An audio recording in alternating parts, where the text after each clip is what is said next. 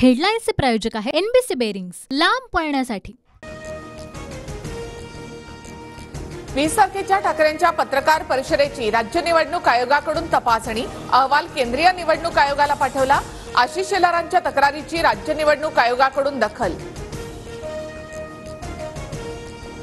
उद्धव ठाकरे यांच्यावर कायद्याने योग्य ती कारवाई होणार, आशिष शेलार यांची तक्रार योग्यच, प्रवीण दरेकर यांची प्रतिक्रिया।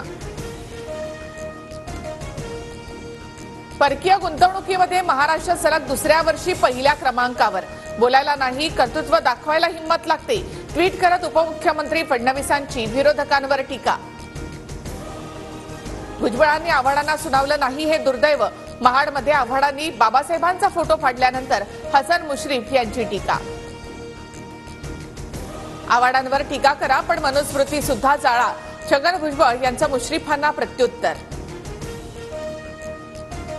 हसन मुश्रीफ यांनी मनुस्मृती जाळून पुरोगामित्व दाखवावं, जितेंद्र आव्हाडांचं मुश्रीफांना आव्हान। मी नाराज नाही, लोकसभा नाकारली तर राज्यसभेचं काय घेऊन बसलात, पत्रकारांच्या प्रश्नावर छगन भुजबळ यांचं उत्तर।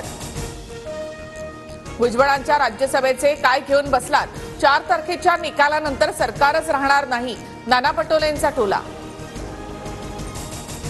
4 जूनचा निकाल सकारात्मक येईल, आतापर्यंत न पाहिलेल्या गोष्टी यंदाच्या निवडणुकीमध्ये पाहिल्या, भाजप नेत्या पंकजा मुंडे यांची प्रतिक्रिया। काँग्रेसमध्ये फूट पडलेली आहे, वडेट्टीवारांनी 4 जून नंतर भाजपवासी होण्याची तयारी करावी, भाजप नेते नितेश राणे यांचं वक्तव्य। सगळ्यांच्या आशीर्वादाने आमची 4 तारीख चांगली जाणार, लोकसभा निवडणूक निकालाआधी मुख्यमंत्री शिंदेंकडून विश्वास व्यक्त। गुजरात आणि कर्नाटकच्या कांदा निर्यातीचा मार्ग मोकळा, हा महाराष्ट्रावर अन्याय, कांदा निर्यात बंदीबाबत दिल्लीकरांशी बोलणार, छगन भुजबळांचं वक्तव्य।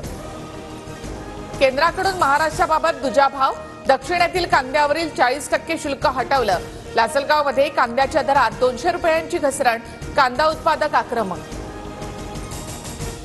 पंढरपूरमधील विठ्ठल मंदिरात आढळलं तळघर, खचलेला दगड काढताना आढळलं तळघर, 5 ते 6 फूट खोल असणाऱ्या तळघरामध्ये एखादी मूर्ती असण्याची शक्यता।